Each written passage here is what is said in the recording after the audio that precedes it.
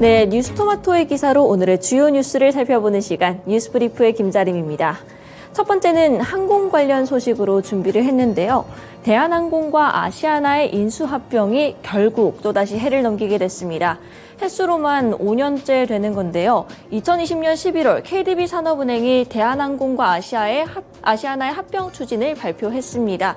이렇게 두 항공사가 합치게 된다면 이 시너지 효과로 세계 10위의 초대형 국적 항공사가 탄생할 것으로 기대를 모았는데요. 하지만 합병 과정이 쉽지는 않았습니다. 대한항공이 독점적인 지위를 얻게 되는 만큼 주변국들의 승인을 얻어야 하는데 총 14개국 중 유럽, 미국, 일본까지 3개국의 승인만을 남겨놓은 상태입니다. 2023년 12월 6일 유럽이 2월 14일 전까지는 기업결합 심사 잠정 결론을 내릴 것이다 라고 발표를 했는데 이렇게 결론 날짜를 못 박으면서 승인이 날 것으로는 보여지지만 유럽 승인을 받는다고 하더라도 미국과 일본 심사가 고비가 될 것이라는 전망이 나오고 있습니다. 네, 두 번째 소식으로 넘어가겠습니다. 이제 올해를 단 3거래일 정도 남겨놓은 상황인데요. 결국 통과가 됐죠. 정부가 대주주 양도소득세 기준을 기존 10억 원에서 50억 원으로 상향 조정했는데 당장 올해부터 연말부터 적용이 된다고 합니다.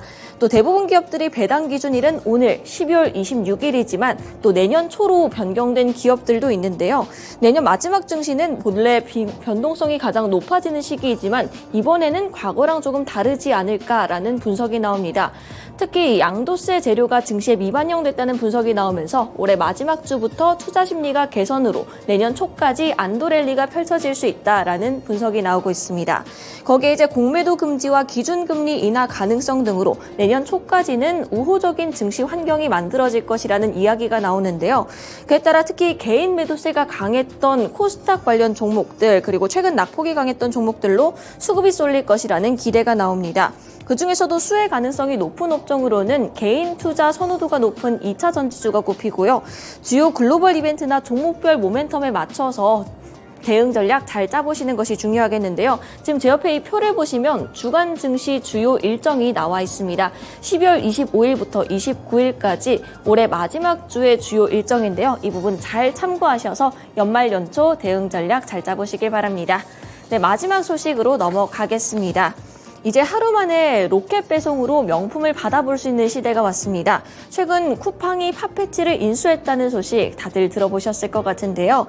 이커머스 공룡 쿠팡과 또 세계 최대 규모 온라인 명품 기업 팝패치가 합쳐진다면 엄청난 시너지 효과로 시장을 장악할 수 있을 것이다 라는 기대가 나오고 있습니다.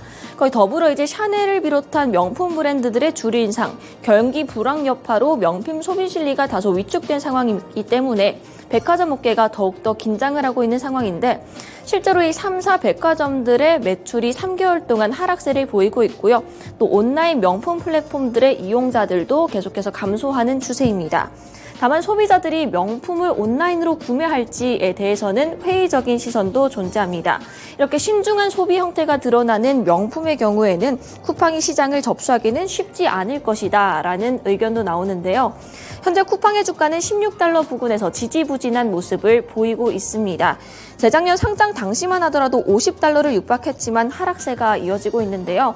최근에는 또 팝패치 인수 소식이 들려오면서 5% 가까운 급락이 나오기도 했다는 점 참고하시기 바랍니다. 네, 지금까지 뉴스브리프 전해드렸고요. 더 많은 뉴스토마토의 기사가 궁금하시다면 지금 제 옆에 나오는 이 QR코드를 스캔하셔서 확인할 수 있습니다. 뉴스브리프의 김자림이었습니다.